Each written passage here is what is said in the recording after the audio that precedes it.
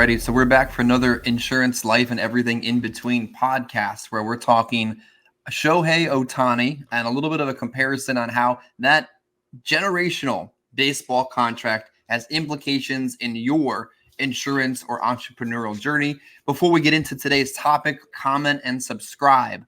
I repeat, comment and subscribe so we can continue to grow this channel as organically as possible. I know there are a lot of channels out there with a lot of subscribers, but guess what? Some of them aren't real people. Some of them are bots and paid, but we refuse to ever buy a single subscriber, but we encourage you to subscribe and share our content so we can continue to grow.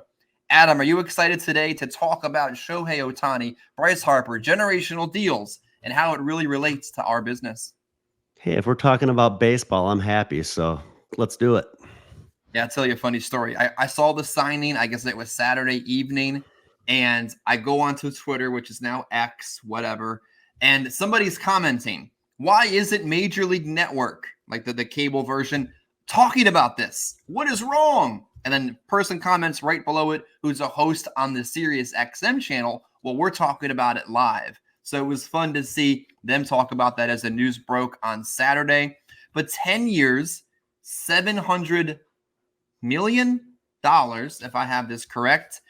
Technically, $70 million a year, but with deferrals that will probably pay him by the Dodgers for the rest of his life.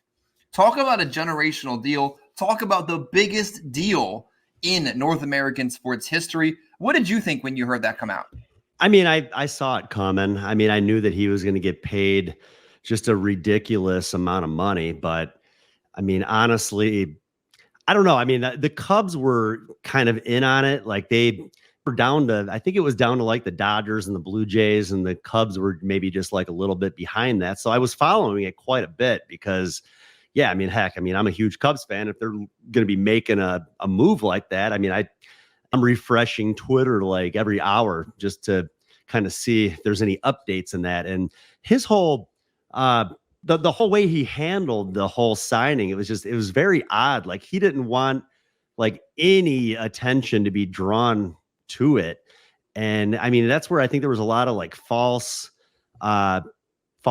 things coming out about, like on, what was it? I think it was either Friday or Saturday. There was that came out about him being in Toronto, or he had a flight on his way to Toronto, and that he was going to be signing there. I mean, I'm seeing different things like the Cubs might still be in on it. And I mean, nobody really knew what he was going to do until that came out yesterday, which would have been on Sunday, I believe. I think it came out yesterday, maybe Saturday, of this, this 10-year, basically $70 million deal. And to be quite honest, I think I'm kind of happy. I'm kind of relieved that the Cubs didn't sign him, because to me, I mean, I think it's a lot of money to kind of put on one player.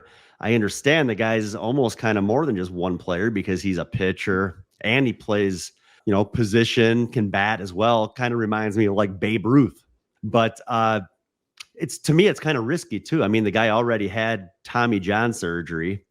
I don't think he's even going to be pitching this coming season. He's just going to be hitting. And so that's a big risk. That's a lot of money to put on one player. Who knows how he comes back from surgery? Who knows just if he'd ever be the same player. So, and even so, even if he is the same player, he gets hurt again. I mean, heck, if he, let's say, tears his ACL or something, I mean, he's out for the season. I mean, losing two players. It's like losing your ace pitcher. It's like losing your best batter. It's a big risk. So as much as it would have been cool to see him on the Cubs and just the worldwide presence that would have brought, even more than to the Cubs than they already have, that would have been cool. But yeah, I'd be fine if they just sign a few other guys, like Bellinger still out there. I'd be happy to see him re-sign Bellinger. He had a real good season for the Cubs last year. I know he's looking for a big deal, and I know he's going to get paid. I'm hoping that the Cubs are willing to pay him. So him, there's still other people out there. We'll see what happens. But overall, like I said, I mean, I see Ohtani, his deal, what he's looking to do. And, it's cool that he's basically done for his career with this one team, kind of like what you mentioned. You mentioned Harper, and same thing with the Phillies, where he signed that long-term deal. I think I heard over the weekend too that he may even be signing an extension, like maybe a couple years added onto that deal. So, I like that part of it, because I get tired of free agency and these agents getting involved. And it's like no player is anymore to their team. Uh, they have a run to the World Series and love the camaraderie and love the people that they're surrounded around. And then the agent's like, well, that's all fine and dandy, but we need to make sure that you get paid. And he can move on to, that player can move on to another team and not enjoy it, not enjoy the he's surrounded by, might not enjoy the management. Who knows? And I've seen that happen, where a lot of times players will regret or even fire their agent that taught them into signing with certain team on certain long-term deals, just because just for the money, where maybe they were happy with where they were at. So, what's that's kind of what I have on it. Yeah, you said something to me that I immediately wrote down: IMO hopping. Because at some point we're going to transition into talking the insurance side of this baseball deal, and it just came right out onto the paper: IMO hopping. Because you said like there wasn't stability because of free agency in some cases, and there wasn't loyalty in some cases, and it had me thinking a lot of people and do a lot of agency hopping. Now, of course, there are valid reasons to make a change. I've made two in my career. But over the course of time, I've seen agents make these type of changes, but there wasn't really a reason behind it. Like there wasn't a good solution behind it. There wasn't a good why behind it. And I think there's such a fine line between the benefits of creating a one-home philosophy, like Shohei Ohtani has done, basically staying a Dodger for the rest of his career, more than likely. What Bryce Harper has done by saying, I'm going to sign a 13-year deal. I'm going to sign with no opt-outs, with a trade, and with no intention on going anywhere else. And it's in a lot of the interviews that he's done, where he's like, I don't want to be worried about changing. I don't want to worried shopping around or being traded I want to be invested in this team until my career is over. And I've learned, and maybe it's getting older over the course of the last 8 years in the business, I prefer stability and growth and conflict resolution and progress versus uprooting the tree, trying to plant it and hope that it grows, but taking years to get back to where it was when you pulled it out of the ground. I mean, I got a lot of notes to unpack on this one, but what are some of your thoughts versus as seeing it from a management perspective and an agent perspective and in the insurance industry? Well, I mean, I made a pretty big move about a year ago.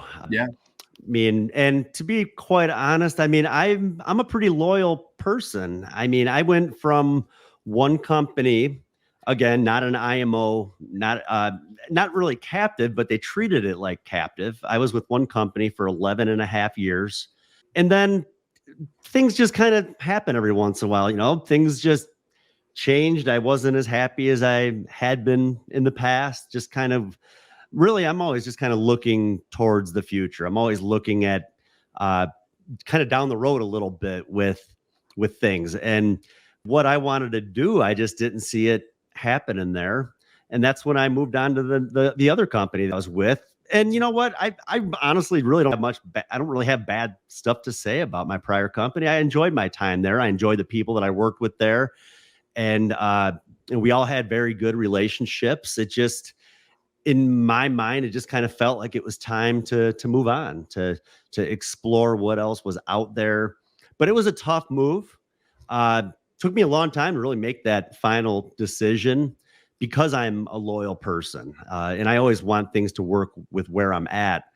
And it took, again, I mean, I had a lot of different places reaching out to me and wanting me to come work with them. And it was really tough to kind of make that final decision on the people that I wanted to surround myself with.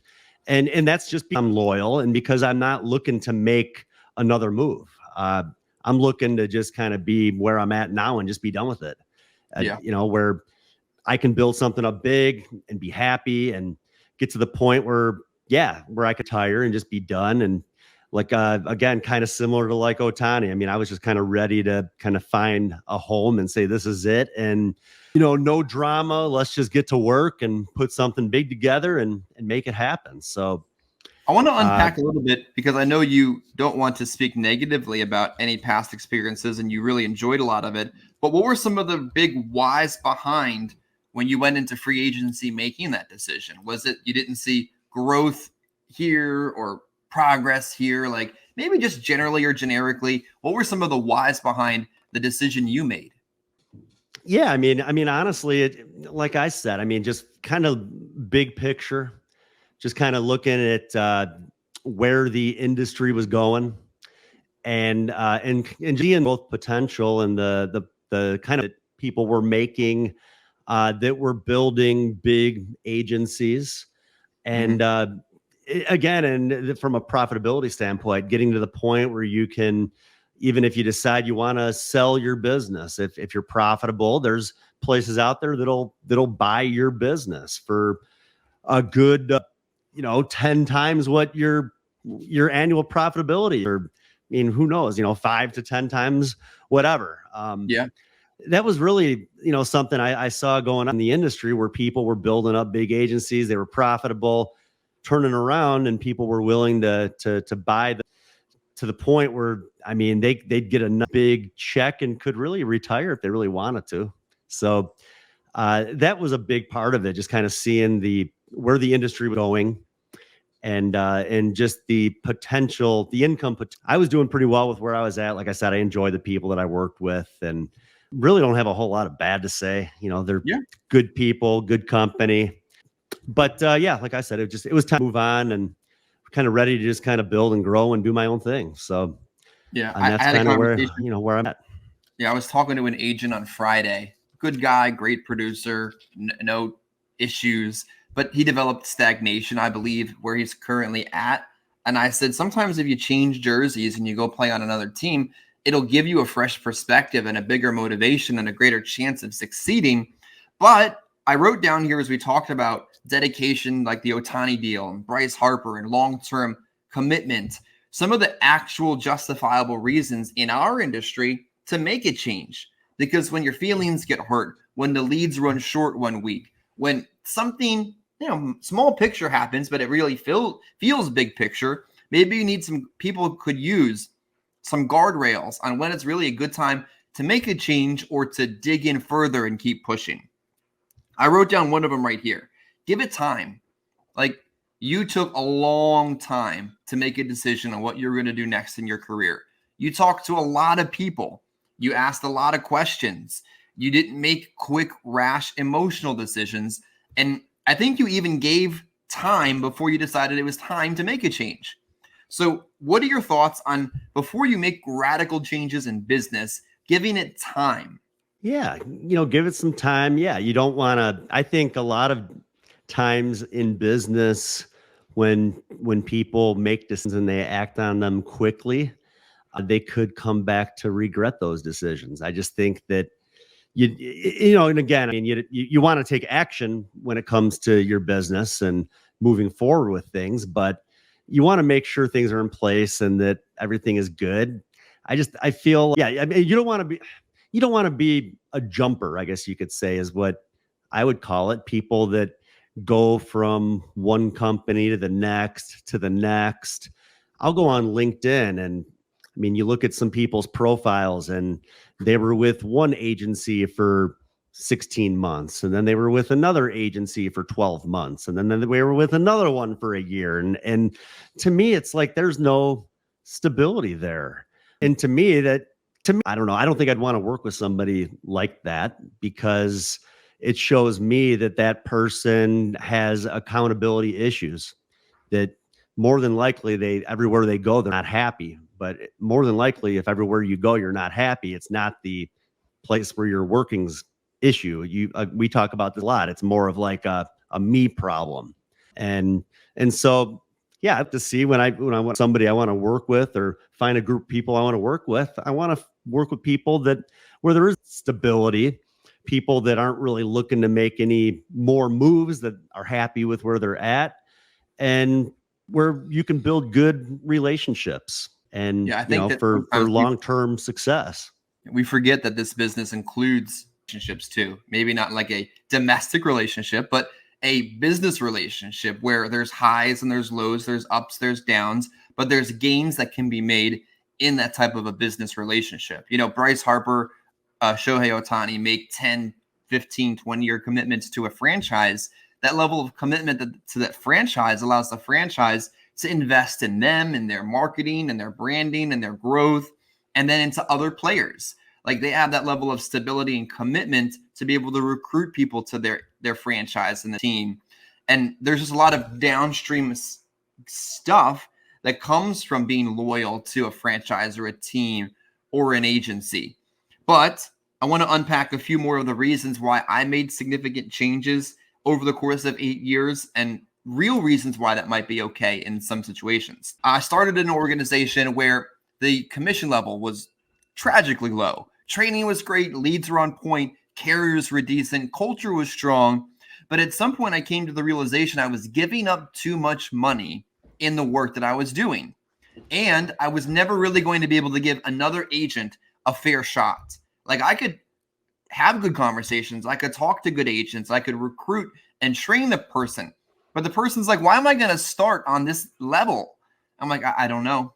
I don't know. I really don't know. And nowadays, I couldn't imagine trying to work in this industry at such tragically low commission levels with such expensive leads and marketing and competition. Like it isn't the same that it was in 2016. So making that change in the very beginning wasn't culture, it wasn't community, it wasn't training, it wasn't carriers, it was business, a true business decision. I needed to make more money doing the exact same thing. So as much as we don't want to talk too much about comp because comp can be very situational, Adam, what are your thoughts on agents that need to make a change, especially this time of year, that are just being underpaid for the work that they're doing? Well, again, we talk a lot about leads and the cost of leads and the importance of having the steady flow of leads on a regular basis. And if you're on too low of a commission level, it makes it very difficult to be able to be consistent with placing those lead orders. Again, especially these days, we talked about on our training earlier today.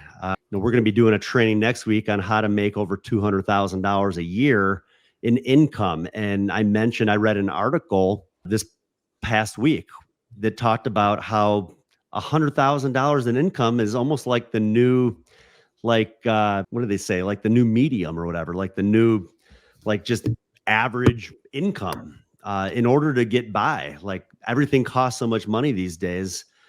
Basically, the article said that you could be making $100,000 a year and still after taxes and everything else, I mean, you're just making enough to get by. So if you're making just enough to get by, well, it makes it pretty difficult to be able to also order leads every week when you have other bills. The first company I worked with started in 2004, final expense. When I started, their leads were $17 or $18 a piece, and I was on an 80% commission level. And well, that would mean that quick math, $18, what's that? $360 for 20 leads. Yeah. So to me, that's not that hard. That's one sale, 1 to 2 sales. And I'd be clearing that lead. Yeah, I'd be that even on an 80% commission level. And where I'd still see some full commissions coming in. But these days, that same company, they're starting people on 60, 70, 80% because they have people directly above them on 70%, 80%, 90% commission levels. Well, for one thing, that gives that coming in really zero ability to be able to build and grow. Yeah. And put people under them, but also the fact that the lead price is more than double that it was when I started. I mean, that means that same scenario, figure $760, $800 for 20 leads. You have to try to clear every single week on a 80% commission level. It's very difficult to do. And I think that's where sometimes I almost feel like agents are being set up to fail. It might not be on purpose, but if you do the math, That's why we start people where we start them, because we understand that you got to be on a decent level, especially when you're paying for leads. Yeah, I think failure in a lot of ways sounds like you failed out of the business, you're homeless, and now you're back at McDonald's. But failure could mean that you're on such a low contract with such a high lead cost with your work effort, your taxes, and before you know it, you work out all the math and you would have made more at a regular job. Like that's failure. It really is. I mean, maybe you had some time freedom and didn't have to ask for time off and blah, blah, blah. But we get into this business to make as much as we would have made at another job, right? No, I mean, I saw the potential going in of what could be made. And the longer I did it, the more I realized that the income potential, there's really no ceiling.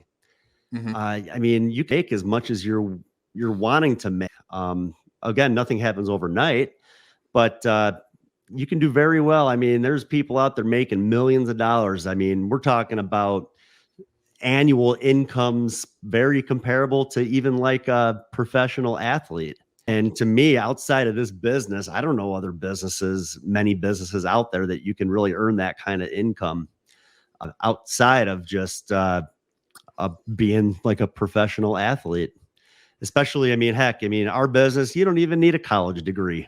No, I mean, you just have to go get your insurance license. As long as you're motivated and willing to learn from people that have done it and that are successful. And again, it's just more of like the rinse and repeat and replicate those that know the business. You can do well.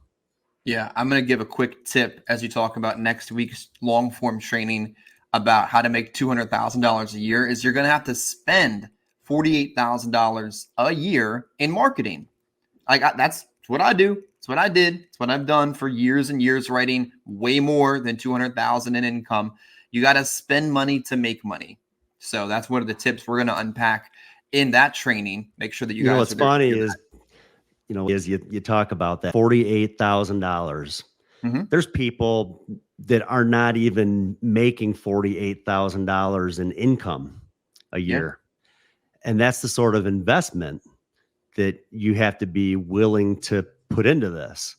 But what you have to realize is that you're going to be making money as you go. Again, it's a matter of following a system that works from those that have done it a long time. They can teach you how to do it, and being to bet on yourself and looking forward. Don't think about the low salary, the way that you have had to live in the past.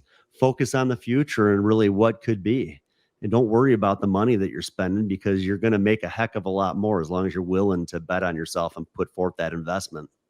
Yeah. Talking about today's main theme, the Ohtani deal, $700 million, $70 million a year, and that level of commitment the Dodgers made to him as a player, kind of two players in one, but one player, is the amount of commitment an agency can make to somebody when they make that level of commitment to their team and their IMO and their agency is you're able to build farther and get more out of a situation. A lot of our agents, where I'm getting at in annual enrollment this year, were bombarded with free direct mail and free marketing support and free leads. And we're able to write a boatload of business that's going to put a ton of money in their account come January. But that didn't come from broker agents. That didn't come from part-timers. That didn't go to people that were 1 foot in and 1 foot out. That level of marketing support went to loyal agents that had committed to a system, accomplished a few tasks to get there, and were supported.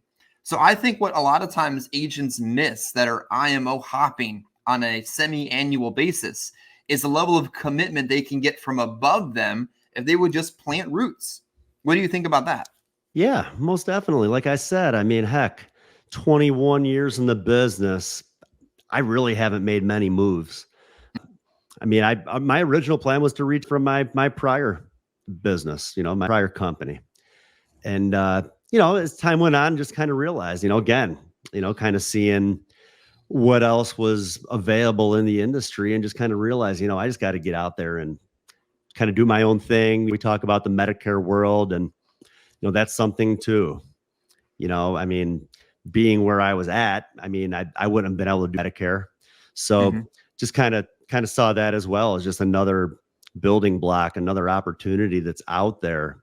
And being able to teach agents that are successful in final expense, just the Medicare business as well, and how there's still other business that's sitting right in front of you that for 20 years I've been walking away from. That, Yeah. I mean, had I been also helping Medicare at the same time, I mean, heck, I couldn't imagine what my renewals would be at this point. So, well, there's so much out there, so many opportunities, and yeah, looking forward to kind of what's ahead.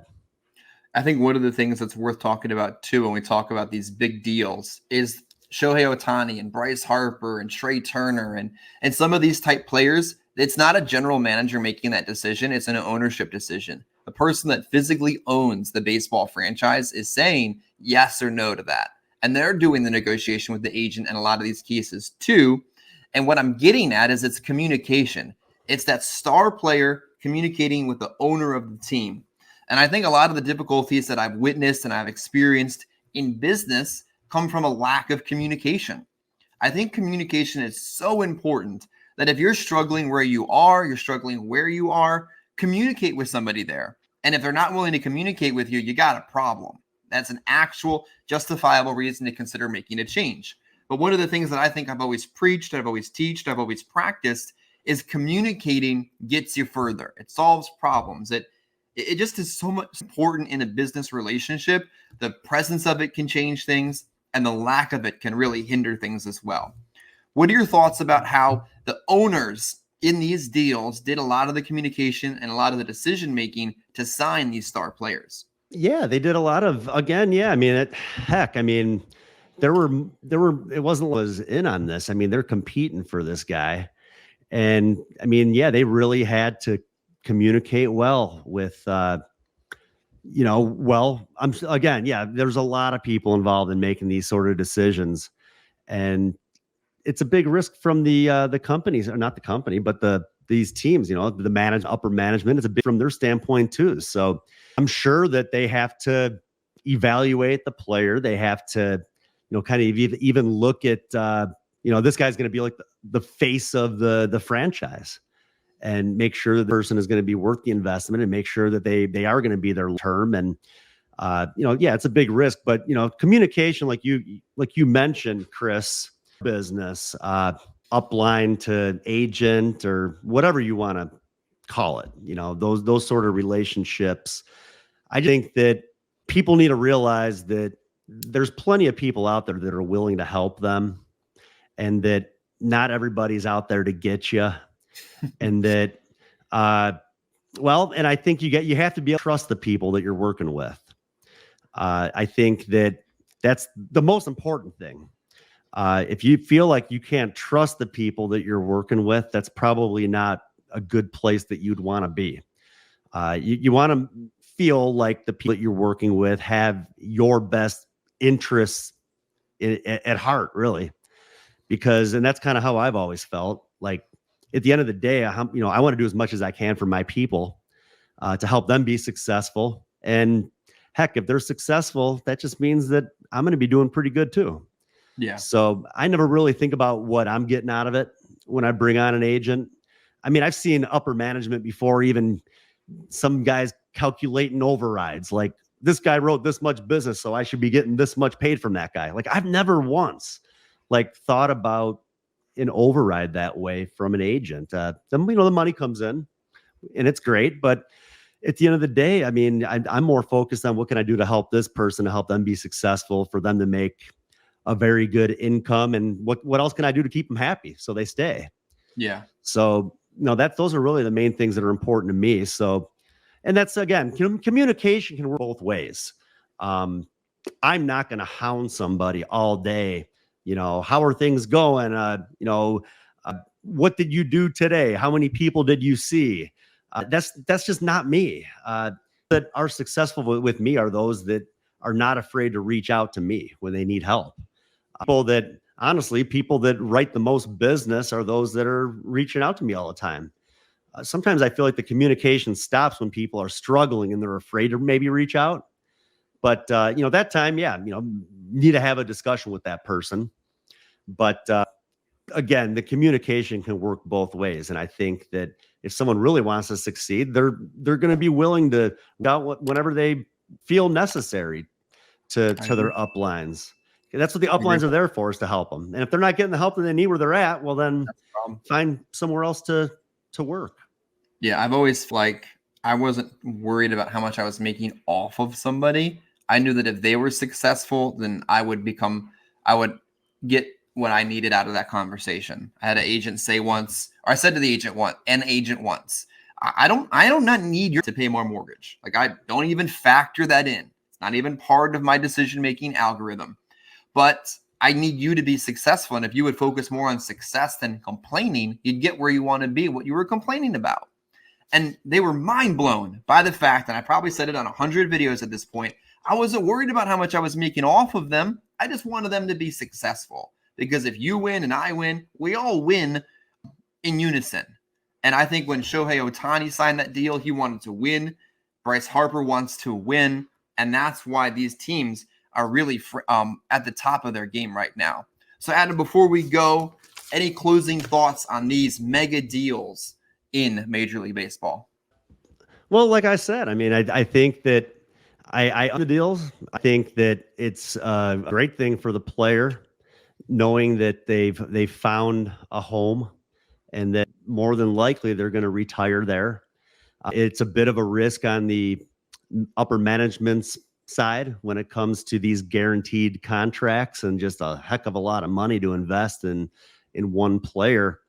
But at the end of the day, I think, kind of relating back to our business, well, it can kind of work both ways. Like I said, I mean, my ultimate goal is to find those sort of people too, that are looking to find a home, that want to be long-term, that want to succeed and kind of build and grow and kind of put something really big together. So, I kind of see both sides of it, but yeah, in the end, I mean, I think that, heck, you can't be mad at the player for accepting a deal like that either. I mean, people are like, man, and that's greedy and everything else. But at the end of the day, it's like, heck, if they're willing to offer it, I mean, you're gonna accept it. Absolutely. So, appreciate you being on today in another episode. Whatever format in which you are meeting us today, follow, comment, like, subscribe, share, because your interaction with this video shares this video to somebody else who doesn't even know that they need it. Comment, thumbs up, thumbs down. We're fine either way. We appreciate you watching, and we'll be back next week for how to make $200,000 in 2024. Looking forward to it. Thanks.